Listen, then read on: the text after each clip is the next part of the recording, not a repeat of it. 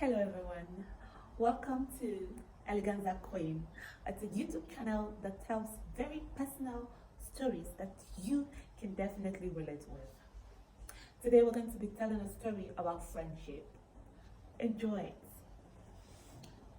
The Holocaust of the European Jews during the Second World War by the Nazis, where about 6 million Jews were killed, must have been a very profound weight to bear for the 2/3 Jews that survived. The Jews were mostly sent to concentration centers where poisonous gases were opened on them and they died in mass. Some of the Jews were surrounded and shot at very close range.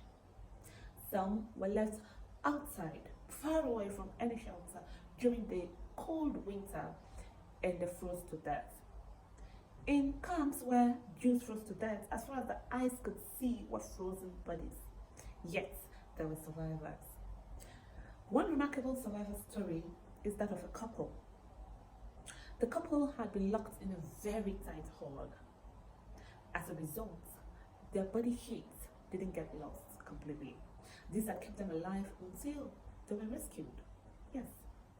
Well, I've not told this anecdote to say that if we must survive the very cold winter, we have to couple up. Although that could work, I guess. But to say that we're not meant to do life alone. No, we're not. I didn't always know this. Well, maybe I did. My best friend as a grown-up girl was Maria. But my friendship with Maria didn't just occur or start naturally, nor was it love at first sight. I saw her many times and I decided that she would be a good friend, that I like her. And so I wrote her a letter of friendship. As a grown-up child, I was particularly good in letter writing. I remember writing my auntie a letter and I used so many fancy words to say, "Auntie, do not mind that your husband treated you badly by bringing in a second wife. God always fights with us against our enemies." When her husband saw this, he was convinced that my mother had written the letter. The handwriting, the choice of words, and even the reasoning couldn't have been that of an 8-year-old child. And he put up no small fights. By the way, my mother had no idea that I had become a relationship coach. Well, it was with some very elegant words that I wrote Maria a letter of friendship, and she obliged. Soon, we were best friends. I remember that in Genesis 3, we talked about everything adolescent girls talk about. We talked about our books, our studies, our best teachers, our best subjects, the changes our bodies were undergoing as young girls, and even our aspirations. Just everything. But in SS1, after the very long break, things changed. F9 made other friends and wasn't as close to me as I would have loved, and that made me feel very bad and alone. Although we were still friends, but while she was my only friend, she had other friends, and I was incredibly lonely. I continued to feel alone until, I got used to being alone. I learned to sing alone, dance by myself, read alone, cry alone, do everything by myself. I even hang out, or used to hang out by myself. I laughed, gisted, and talked to myself. Who needs a friend when I could do with myself what I can do with a friend? So I thought friends were not important. But then I met Zoe. Oh God. Just saying her name makes me happy. She currently is my best friend. I don't know how I let Zoe into my life, but she came into my life.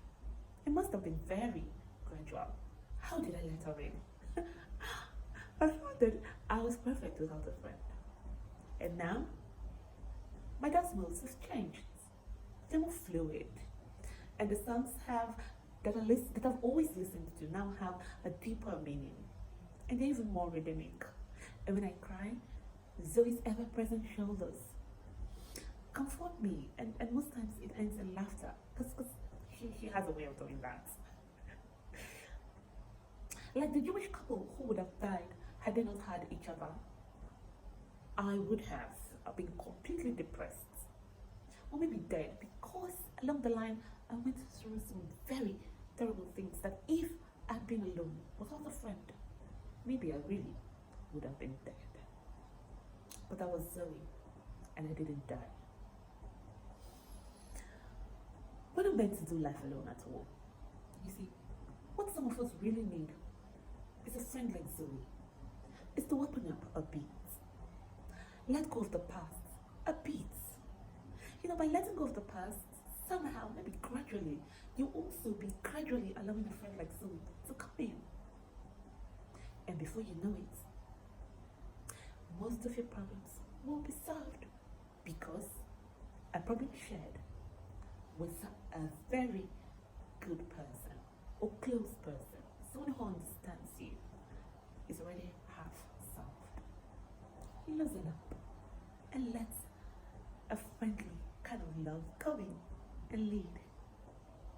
Thank you so much for listening to my story. I'm sure you could relate with some of the things. If there is anything that you found very relatable, it will be good for you to drop a comment for me, and I will read it and get back to you. Thank you so much for your time. See you on the next episode. But before we go, do the community a favor by subscribing and hitting the notification bell. Give us a thumbs up too if you really enjoyed this episode. Thank you.